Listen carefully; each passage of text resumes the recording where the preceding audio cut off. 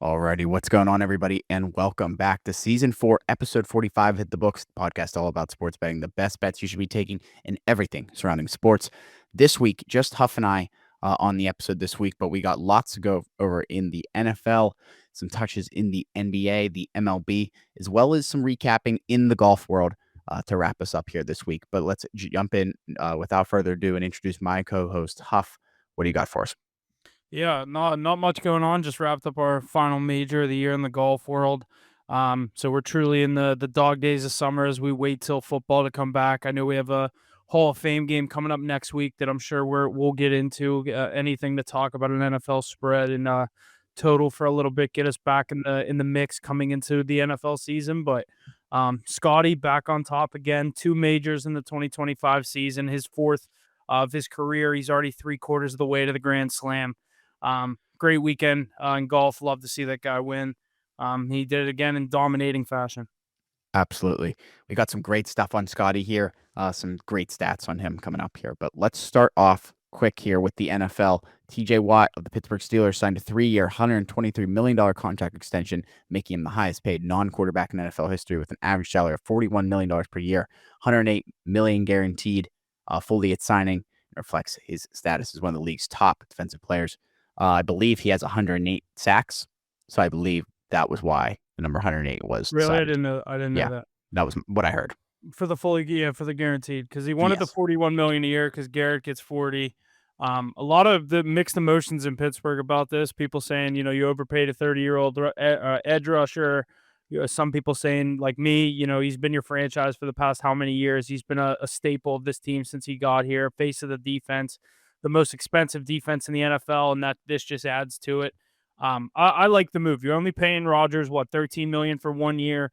You have the quarterbacks behind him, or Mason Rudolph, who makes maybe 2 million a year, I want to say, and then Will Howard, who's on a rookie deal. So the guys behind him in our quarterback room, even including Rodgers, for an average NFL quarterback room, just around 15, 16 million is not much to be spending for the quarterback position.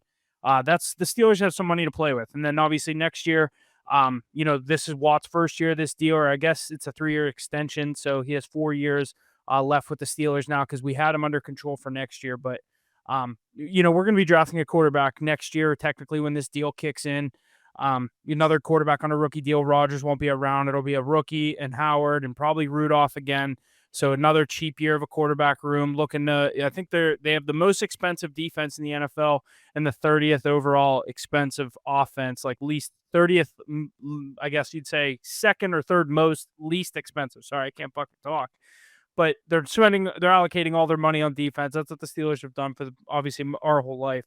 I like the move. You get your guy back. The rest of the team feels like, they got their leader back. You see them reporting to training camp today. Ramsey, Highsmith, Herbig, Hayward, all these guys, praising Watt that he's here. Good to have him back in the building. Good to have 90 around. I think it was nothing but good for the Steelers, and I think this gives them kind of a good jump and some good vibes heading into training camp before the start of the season. Heck yeah. Absolutely love that for the Steelers here. We'll be talking about him shortly here when we go over our top pass rushers in the league here going into this season. But yeah, the Steelers definitely in that still in the bottom 10% or 20% of the league of used cap. So what do we? I've heard we still have a shit ton of cap left, and obviously we have I think 13 picks in next year's draft. Everyone's saying the Steelers need to do all this, do that. I like what they're doing. They're securing their guys that we've had around. They're bringing in new pieces like Jalen Ramsey, DK Metcalf on a long-term deal. And then next year, drafts in Pittsburgh, we have, I feel like, a pick every 5 picks. I wouldn't mind us seeing maybe move a couple of those for some NFL-ready guys, but depending on the quarterback that we get and where we're sitting in the first round, I think it's a shoo-in. Steelers go quarterback in the first round next year, and that's why that's why I like to think they did this deal with TJ Watt. I don't think there was ever a scenario where Watt was going to wear a different jersey. People were springing up what happened to him with his brother, and he had to leave Houston. Houston basically just fire sailed their whole team. They traded Watt, they traded DeAndre Hopkins. They were looking to get rid of Watson. Look, that ended up looking like being a great move to get rid of him after what happened. But they shipped out 3 faces of that franchise down there. So I don't think I think this is a bit different of a scenario. I don't think there was ever a scenario where he was going to be an Eagle or some of the other teams they were throwing around. Commanders. It was going to be in the NFC if they did move him, but um, yeah, glad to see 90 locked up for the foreseeable future. Most likely keeping him in the black and gold till he retires. Heck yeah. All right, lots of good stuff there. Let's keep it moving here in the NFL. Let's jump into our positional rankings here for this week. Pass rushers are on the list for today. Huff, do you have your list ready? Yes, I do. It's a pretty. I think this might be the exact list I gave out last year. Not much has changed in this. Obviously, so some young guys coming up: Kayvon Thibodeau, Brian Burns. A couple of these guys just not fighting for that top 5 yet.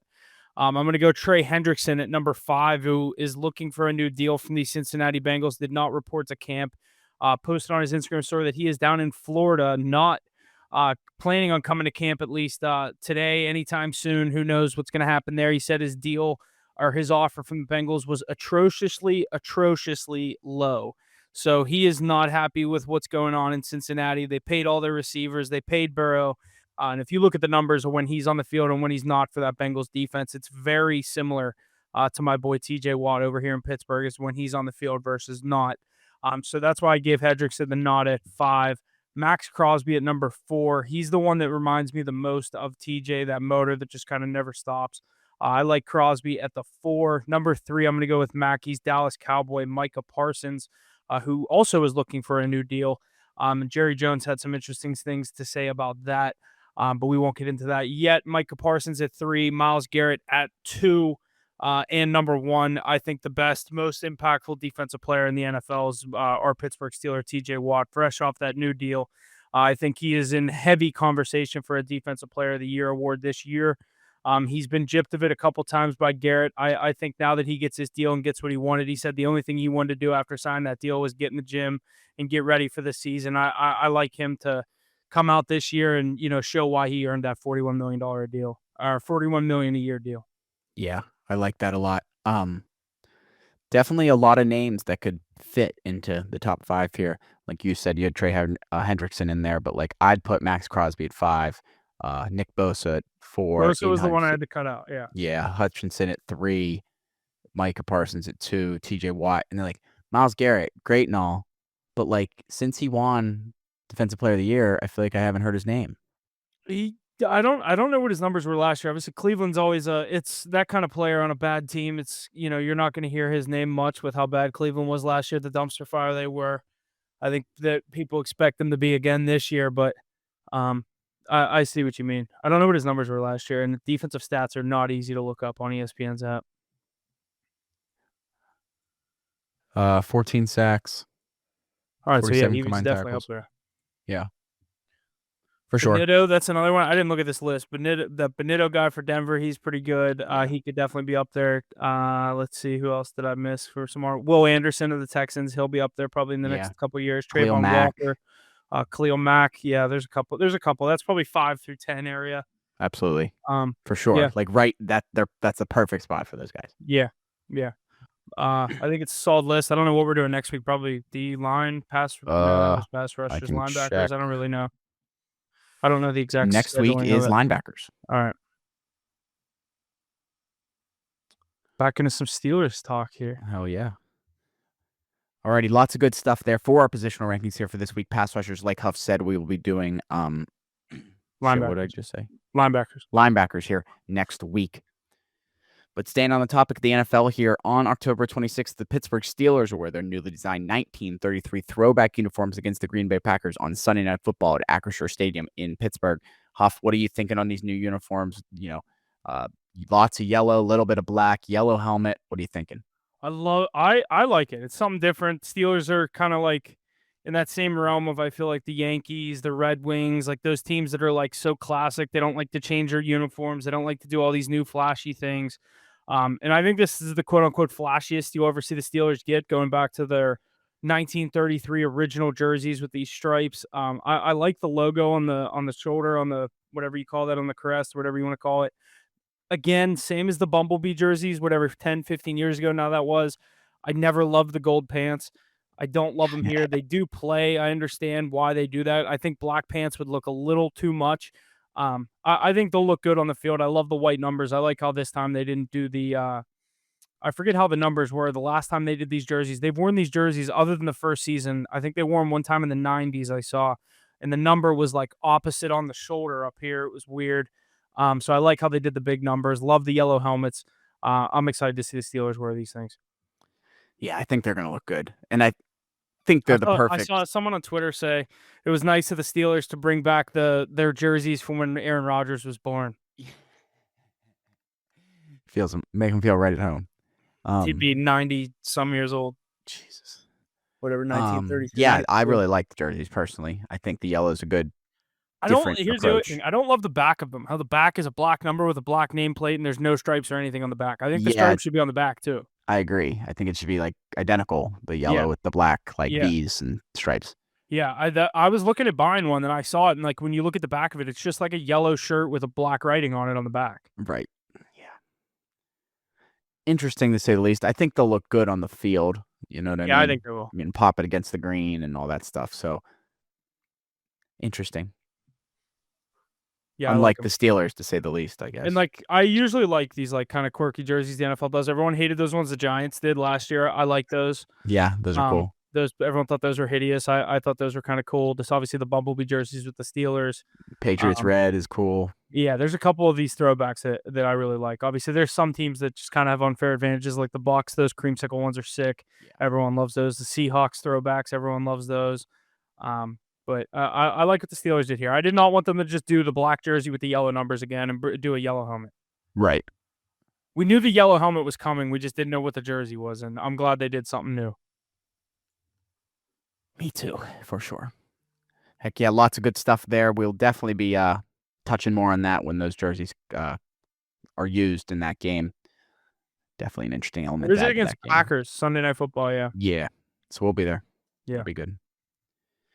Alrighty, we got another point here in the NFL. Titans quarterback Will Levis will undergo surgery on his throwing shoulder and miss the entire 2025 season. NFL Network insider Ian Rappaport reported on Monday. Per sources informed by the situation, the team later confirmed this move. The 26-year-old suffered an AC joint sprain in Week 4 of the 2024 season after diving for a first down against the Dolphins. Levis initially returned in Week 6 after the Titans' bye, but missed the team's next 3 games due to his shoulder following that. Any thoughts on this, Huff, Titans and Will Levis? Yeah, I don't know why you wait this long to get this surgery. If this is something that's been going on since week 4 of last year, I know he's obviously kind of in job security down there in Tennessee with, you draft the quarterback first overall. Everyone wants to see Cam Ward next year. I think you're going to. The one thing I look at that's funny with the Titans right now is they were in a press conference. Their head of football operations and their president or GM and president, whatever those fucking titles are, these guys get. Two of them were sitting up there, and the one reporter asked them, "Do you think this Tennessee Titans team that you're trotting on the field tomorrow for training camp can win the Super Bowl?" And the one guy literally laughed out loud, like yeah, no shot. But Yeah. and the other dude was like, "I mean, I know we have a lot of work to do with this roster. We're not going to say we can't compete." Like gave the stereotypical answer, but the one dude Right. literally busted out laughing. I think the Titans are going to be bad this year. I think Cam Ward is obviously going to be a upside. I don't think he's going to be anything crazy. But I think yeah, Levis, I don't think he'll have much of a chance after this, after the Titans. I never thought he had that much of an upside coming out of Kentucky. I never thought he was going to be anything crazy. Where I don't remember exactly where he got drafted, maybe second or third round. I don't think it was first. I know it wasn't first, but yeah, it's looking like it's Cam Ward's job down there in Tennessee now, if it wasn't already. Right. Going to be an interesting landscape to look at out of Tennessee here. Didn't they just have another scandal happen? Who? Oh, no. The Titans, there was a noose found at the building of their new stadium. Yeah, where they're building their stadium. I saw that. Yeah, that's what I was thinking of. That's interesting. All construction stops, all that Yeah, stuff. they'll And pause building and everything for that. Like, what are they going to do? Try to find who put it there? that's what I mean. Like, construction workers are idiot. It can be idiots. Like, maybe they did it. Like, you know what I mean? I don't know. Like, Yeah, I know exactly what you like. I can't believe they're just like, yep, pause, $4 billion project, pause. yeah.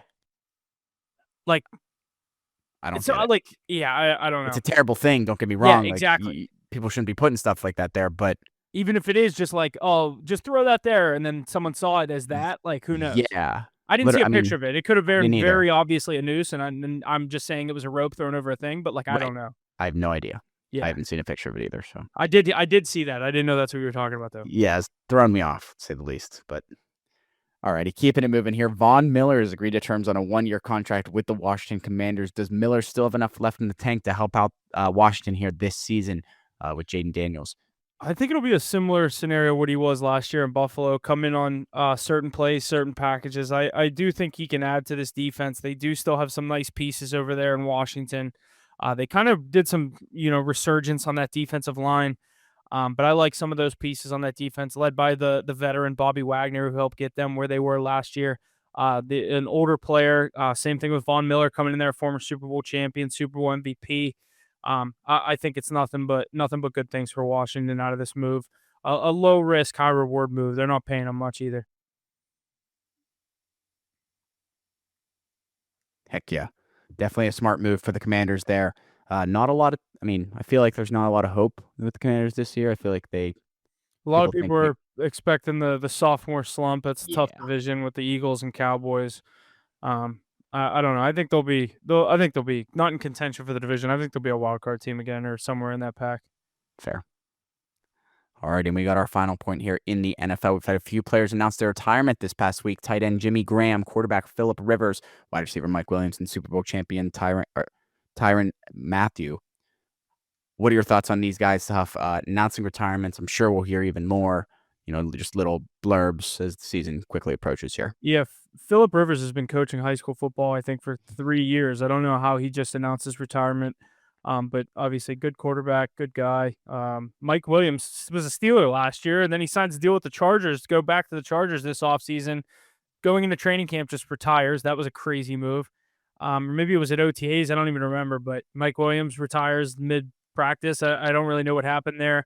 That's He's only he crazy. only played like 7 years in the NFL, so that was a weird one. And then obviously Tyron Matthew. My cousin always loved him. LSU Tiger, the Honey Badger, Cardinals. He was great on the Chiefs. Obviously, is where he's obviously most known for winning those Super Bowls, finishing things up down in New Orleans. Um, Great player. Good list of players there. Obviously, some of these guys, tough to see guys like Tyron Matthew retire because like he was coming in the league. I feel like when we were in high school, and like that's like holy shit, I'm old as shit. Definitely an interesting one. Yeah, Philip Rivers, like you said, has been coaching high school football for You look that up. Is it years. 3 years? Let me look it up. I think it's at least three. I know he's been coaching for at least 2 years. I saw something about it today on His Twitter. I debut was like, was in 2021. he started coaching in 2021, Yeah. so he's done say 3 seasons. Yes, he's going into his fourth. Yeah, and he just announced his retirement. 49-0 victory on his high school coaching debut. A victory. Yeah, Yeah, his team's probably nasty. I agree. Those former NFL players that go coach high school, they only go coach like nasty schools or their alma mater. St. Michael's Catholic Cardinals in Yeah, Alabama. they're usually like schools that can afford to bring in someone with that kind of name and pay him like actually what he's worth. Right. Jeez. Like I can tell you, Philip Rivers isn't making four, or he might just say keep the salary. I don't need it. You know what I mean? Yeah. Seriously. But Jeez. there's no way they're offering him $40,000 a year to be a head coach. Like he'd be like, just keep it. Alrighty, that's going to wrap up everything we got in the NFL here this week. Let's jump over to the NBA here. Starting out, Damian Lillard will return to the Portland Trail Blazers after agreeing to a 3-year, $42 million deal. Lillard spent just 2 seasons in Milwaukee and now will return to Portland, where he made a name for himself. Can Dame help this young Blazers team in the West, or they still need a few years of experience to get on that level? What are you thinking? They have some nice pieces. Scoot Henderson, a couple other pieces over there in Portland. I'm blanking on a few of them. Shaden Sharp. I didn't know this. When Dame went to Milwaukee, I guess his family and kids stayed in Portland. So for the past 2 years, he wasn't living with his family, wasn't living with his kids. So I didn't know that the writing was kind of on the wall that he was going to go back there like this. And honestly, props to Portland for giving him all that money. They could have easily been like, if you want to come back here, we'll take you on like a friendly discount. But they still pay him. He's obviously, him, Drexler, however you want to say it. Him 1-2, 1A, 1B. I think those are the 2 best players in franchise history. So see them bring him back for maybe a retirement tour over these 3 years. But also a veteran presence in that very young locker room. I think it'll help guys like Henderson out, a couple other their young players. I think getting a true professional in there and like Dame, I wouldn't be surprised. I guess play-in is in question, is in the picture here for this Portland team now.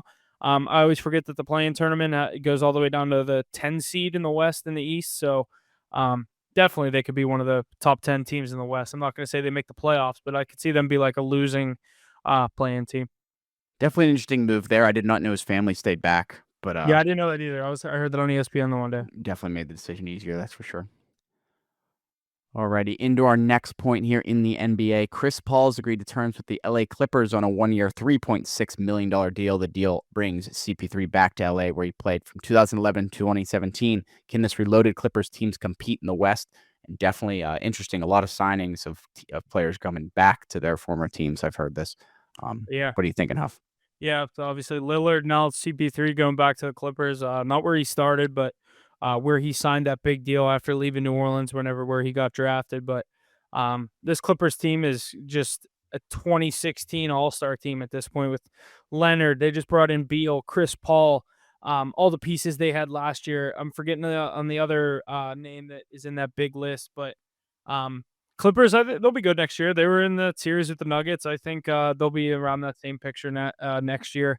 I like the team across town a little more, but I think this Clippers team will be pretty good next year. Heck yeah, definitely hopefully a good year for all the LA teams there in LA or in the NBA, excuse me, because we have another one here. Marcus Smart has agreed to a 2-year, $11 million deal with the Los Angeles Lakers. Does Smart come in and make an impact on this Lakers team? And then I got another question about the Lakers after this, I think actually. he. I think it's a good move. Low money for a guy that's been in the NBA. Not won a ring, but he went to the finals with the Celtics. He's been in all those far playoff series with the Celtics. Went down to Memphis, helped them kind of get to that point they were last year in the regular season, where they were one of those teams to mess with. And then he moves on from there. Now he's coming over to LA. I like this move or pickup by the Lakers. You have Luca, AR, LeBron. Now you get a guy like Marcus Smart to come in and play some defense. I like this move a lot for the Lakers. Heck yeah. Alrighty, lots to look forward to in the NBA as we continue to approach that season. Um, Here, just in the summer league games. Have you watched any of the summer league? I haven't watched much. I watched the first game of Cooper Flag and Bronny, but neither of them did anything too special. I haven't watched much of it. If baseball's on and that's on, I usually just flick to a random baseball game. Alrighty, let's move forward to the MLB here. The MLB trade deadline is quickly approaching here on July 30th. What teams are buyers? What teams are sellers? Huff, you have any input on that? Yeah, I think obviously the sellers are going to be our Pirates. I think there's some rumors of Mitch Keller, Brian Great. Reynolds, Brian Hayes, a couple of these pieces. Basically, anyone not named O'Neill Cruz or Paul Skeens could get traded this deadline. There's a couple other, obviously some of those young pitchers. Pirates aren't going to move on from them. But I could see us trade a Mitch Keller. The teams that are in the conversation there, the Cubs, the Yankees, the Mets, obviously the two that are always in it. But the people are saying the Cubs are emerging as the most realistic spot for him. They're only with 4 starters right now. They're having that bullpen day every fifth day. And the Cubs they just lost today to the Royals. I think this is a team that they're definitely in contention. The Brewers are absolutely on fire right now, or the Cubs would be leading that division. They were all season until the Cubs or Brewers just ripped off that crazy win streak. I think the Cubs are a team to look out for in the deadline. When is it? The 30th, 31st? 30th. Yeah, I think they'll be heavy buyers. I still think they should re-sign Kyle Tucker as soon as possible, but doesn't look like that deal is going to get done till the offseason. Brian Hayes to the Yankees is a move most people are going to expect to happen. I love him. He's one of my favorite Pirates. Signed this long term deal here, not making a ton of money, just because it was guaranteed. Wanted to stick with the team that drafted him. He's a Gold Glove defensive third baseman, not the best offensive player. That kind of fit will work very well with this Yankees team, where the top of their lineup is going to get the hit, the power. And Hayes you can kind of bury him in that 8-9 spot and not have to worry about him if he's batting 187. I think he's batting around 245. So not terrible for someone that's not known for their offense, but a couple guys I don't want to see us move on from Hayes. Reynolds, on the other hand, I think his time has come up in Pittsburgh personally. I don't know if they're going to move him. I think maybe a change of scenery, something could help him out. He had a good game today.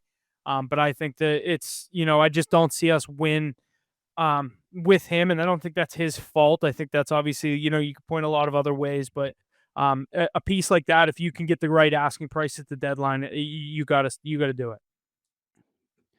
Yeah, I think you're right. Um, I don't know. I don't know what else to say about that, to be I honest. don't know who like the big guys expected to get traded are. If there's anyone like I know Uh, Eugenio Suarez on the uh Diamondbacks. that's who I saw. Yankees Suarez, are looking for him. how's Hesley or Andrew that? Heaney on the Pirates, another Yep. one looking to get traded.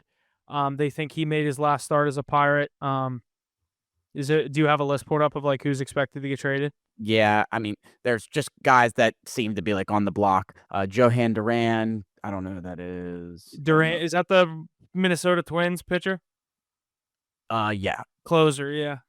and Yeah, then Twins have been shaky. They're Vinny tied with Pasquinto, that first baseman from Kansas Kansas City. City, Pasquantino or something. Escantino, yeah. Alcantara. Yeah, Miami. Um, says Mitch Keller for the Pirates. Yeah. That's I about like it. Mitch Keller. I hope we don't trade him, but I do he's too. not having I a don't great know. year I don't this know what his year. money looks like. Not that He's a that lot, matters, but yeah. He's any. My thing is anyone that actually chooses to resign with the Pirates, I'm like, just don't trade them. right. You guys can't get anyone to agree to a deal. When you finally get people to agree to a deal, just let them play it out. Yeah, Or trade seriously. them like a year left on their deal. Like I don't know, he could be a free agent next summer, and I don't know. Like he has one more year under contract, and like this is a smart time to trade him. I have no clue, but he's a guy. He's been here his whole career. I'd like to see him not retire a Pirate. Not like he's gonna be an all-time great, but he's a good guy to have in this rotation with Skeens, Jones, Keller. He's a great day 3, day 4 guy. Yeah, I don't think his contract is up next year. Yeah, I think he has like he signed like a He 5-year signed a deal here. 5-year extension last year. Yeah, they just signed him. Yeah, that's what I thought. That's ridiculous. Yeah, and they're thinking about getting rid of him, of course. That's what I Classic mean. Pirates. They're worried Skeens isn't going to sign here. The players that Mhm. do sign here, you trade anyway. Yeah, So I don't know what the difference is if he leaves or you just trade him. so sad. Just so sad. That's correct. I didn't know he had 4 years left on his deal. Yeah. That pisses me off a little bit. I hope they don't trade him Why now. do you why do you resign him last year? Like I understand like maybe halfway through the contract The it other didn't thing work is out like for you. teams like the Yankees love when the Pirates get those guys on cheap deals because then they're like, Yeah, now we'll trade for you because you're under contract making $8 million a year right. when we would have had to pay you 20. Yeah. You're You know what exactly I right. mean? Like that's why they're foaming at the mouth to get Hayes. They'd rather Hayes over Suarez because I think Suarez is a free agent either this year or next year, so they're gonna have to pay him. Hayes is under contract for 4 more years, making $7 million a year. To the Yankees, they'll find $7 million a year in their couch. Yeah, literally. Like they're like, yeah, sure, you want to be our starting third baseman, making $7 million? Yeah, come on over. Please. Pirates are like, that's our highest paid player. One of them. Alrighty. Lots of good stuff there. Like we said, MLB trade deadline quickly approaching July 30th here, just 1 week away. So definitely more on that next week in our show. Let's jump into our power rankings here real quick in the MLB. Coming in at number 5, the Detroit Tigers. Number 4, the Los Angeles Dodgers. Number 3, the Chicago Cubs. Number 2, the Toronto Blue Jays. And number 1, the Milwaukee Brewers. I don't think we did power rankings last week, but this list feels different. It is a lot different. The Brewers have won 13 of their last 15 games. They lost a 1-0 game yesterday, but they were on a I think 11-game heater before that, so they're now 12-1 in their last 13. They're absolutely buzzing. They took over the NL Central from the Cubs, who have the second best record, and that's who was leading the division all season long. Brewers come in, steal some games, win, obviously go on that crazy win streak. They're now sitting at 61-41 for the best record in the major leagues. Cubs right behind them at 60-42. And then obviously Houston, who didn't make our top 5, they were kind of sliding a little bit. They're now on a 3-game win streak when we're recording this, but 4-6 in their last 10. That number 2 team, Toronto, they did the same thing. They went on a crazy win streak. They're 6-4 in their last 10. They've been playing some good baseball. They lost last night to the Yankees. But that was a tough one. We had them on the card. I thought they were going to do it when they came back and tied that at 4-4. Yankees ended up winning 5-4. Tigers sliding, just got swept by the Pirates. Never a good look. That's Pirates crazy. Pirates love to do that to good teams. It never surprised me when they do that anymore. And then they'll let the White Sox, like literally the games before we played Detroit, the White Sox, one of the worst teams in baseball, comes in, sweeps us. We sweep the Tigers. Why isn't the other way around? I don't know. I guess it doesn't matter. 3-3 anyway after those 2 series. But Cubs, a team I said to look out for at the trade deadline. Dodgers, who I think at one point were not on our list, which is crazy. Obviously, the lineup they have, they should always be on here. They're catching their stride. They're playing Minnesota right now. They're tied 2-2. I think they handle business and win this game. But I was telling Ace plus 240 to win the World Series, and the Dodgers is crazy. A lot of people jumping on the Brewers right now to win the World Series, so I'd make sure you watch the odds if you're buying in on that. I've seen a lot of money coming in on the Brewers. Although I do like them. A good bet for them now is now that there's a good race for the division. I don't know the divisional odds, but Cubs and Brewers are obviously the two teams. I would like the Brewers to end up in the NL Central to win that division. Heck yeah, like that a lot. Yeah, definitely weird to see the Dodgers so low on that list. Brewers so high. Not that I dislike the Brewers, but just not a name that I feel like I see a lot. Yeah, they didn't really do anything until I mean they're Mr. Consistent. They're always Yep. good, but Never at the top, never at the bottom. the past month they've been fire. They've been on absolute fire. Heck yeah, lots of good stuff out of the MLB power rankings. Trade deadline approaching here. More on that here next week. Let's jump into the golf world here. We got a little point on Sunday at Royal Portrush in Northern Ireland. Scotty Scheffler won the Open Championship by 4 shots to capture his 4th major overall and 2nd of 2025. Any thoughts on this, Huff? I have some interesting stats on Scotty next after this Yeah, year tournament. I said on Thursday I had him at plus 550. Take this guy every major. I know I gave out a couple value picks, but that's why you take Scheffler every time because when he comes out in that kind of form like he did on Friday, shot that 64. You knew it was his tournament to lose. Goes into Sunday with what, a 4-shot lead or a 3-shot lead. He was 10 under or 14 under, and the next guy was 10 under. I think it was for Haotong Lee. But Scotty never looked back. He took the lead. I said to the people I was watching the golf with on Sunday, this just seems like one of those tournaments he's going to win by 6-7 strokes and never even become a question if he's going to win it. He wins by 4, but it was never a question. Haotong Lee, the guy he was playing with, they asked him, what does this mean to you? He even pointed out, like, playing with Scotty on Sunday at a major, like he was more kind of in the moment rather than trying to win a golf tournament. Obviously, he was doing what he could do, but he knew what the way Scotty was playing last weekend, he wasn't going to come out on top. And he's the best golfer in the world. Now he'll be going for the Grand Slam at Shinnecock in June. On his 30th birthday is Sunday at the U.S. Open in 2026. So that would be a hell of a story. He might be minus 120 going into that tournament because of how many people are going to bet him for that reason. But you bet your ass I'll still take him at minus money.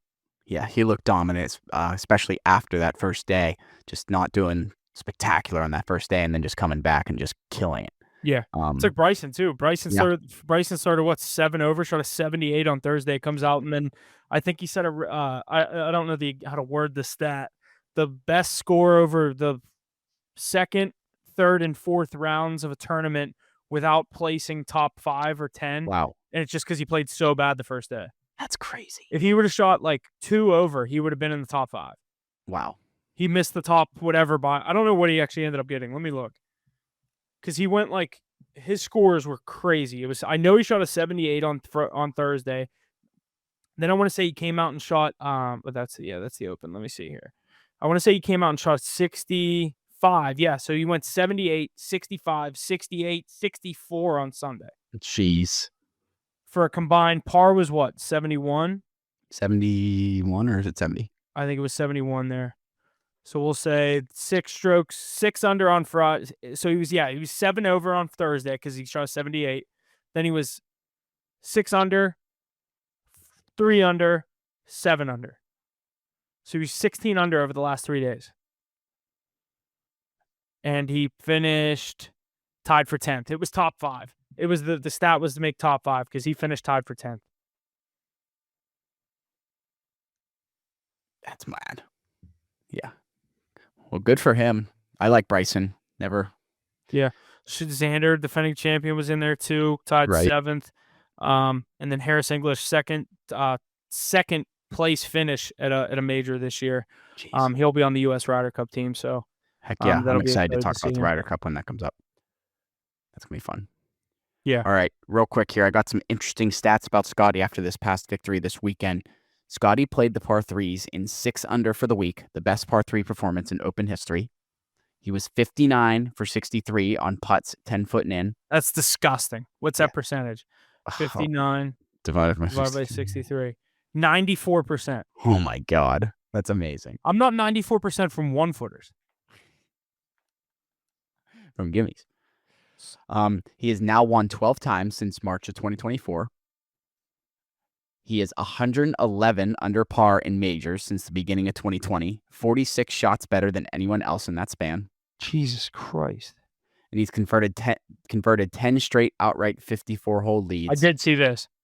Tiger has the record with 36. Yeah. That's It's crazy. Even 10 lead, is crazy. If he gets a lead going into Sunday, he doesn't lose it. Yeah. Like, oh my gosh. That's why I think he was minus 6,000 going into Sunday. I believe it. Like, I was going into Sunday, I was like, should I bet somebody else? Because like the second guy to win, I don't even remember who it was. Say it was Harris English who got second, but like he was probably plus 4,000. Right. You know what I mean? To win, you wouldn't have got him because they don't really let you do top fives on the last round. Because I was going to try to bet Goddard up top 5. I thought he was going to be the only guy that could catch Scotty, somewhat catch him. And that's exactly what happened. I think he ended up third. So for the Open, it says Scotty was minus 600 going into the final round. 600, not 6,000. Okay. But, minus 160 going into the third round, plus 250 going in the second round, plus 600 going in the first round. It seems a little high. Maybe that changed. I think it was 550. Yeah. That's what I got him at, was 550. I was glad to see him up from 550 because I think it was the U.S. Open. He was like plus 300. I was like, I'll take it. But taking someone in a major, 160 golfers, like, yeah, I need a little more value on that. He didn't play good at Oakmont. That's why winning score was even or 1 under. I'm trying to find. I can't even find. Oh, there he is. Yeah. Jeez. Alrighty, yeah, lots of good stuff there out of the golf world. More on that as we have a couple more PGA Tour events before we get into the Ryder Cup here in September. I'm excited about that. That's gonna be lots of fun. Anything else to add, Huff, before we get out of here? Not really. 3M Open this weekend. Not a big tournament. Next big one I'd say is either the FedEx or the BMW coming up in the next couple weeks. I don't even know if any of the big dogs are playing in this tournament. Usually, most of them take off the week after the majors. The favorite to win this one: Sam Burns, Maverick McNeely, Chris Goddard up at 25-1, Wyndham Clark 25-1, Siwoo Kim plus 3,000. So if I have any plays on this, I haven't looked into this at all. So if I have any plays on this, I'll get them out on our Twitter, post them on Instagram for you guys to follow along. An early lean, I would go with Goddard. He's been playing great golf past 2 weeks, coming off a win at the Scottish Open, top 5 at the Open. Look for him to be in the picture. Plus 2,500. The favorite is plus 1,600. This is crazy. I might have to just pick someone and just hope. It's not a bad plan. Goddard up 25-1. Use a little 10% odds boost. Get him at 27.50. Yeah, that'd be fire. Yeah. Good weekend. Obviously, MLB's back off the All-Star break. So NFL coming up in a few weeks. We're slowly but surely getting there. College football will be back before we know it. And that's really it. So make sure you leave us a like, follow, share, subscribe. HitTheBooks.pod on Instagram, HitTheBooks Sports, YouTube, and TikTok. Leave us a follow. We appreciate it. Thanks for listening. We'll see you guys next week.